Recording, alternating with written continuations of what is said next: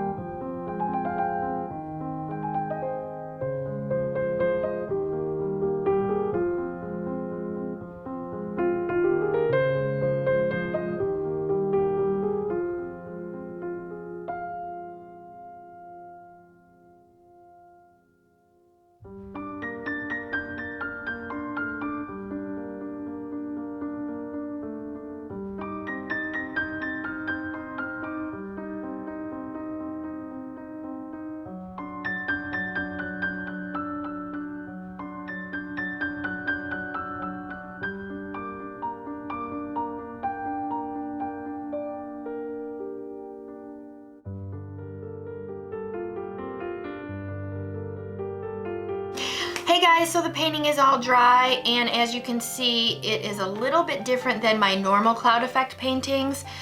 In those paintings, my cloud effect is kind of more in the center, but this one I stretched out a lot more.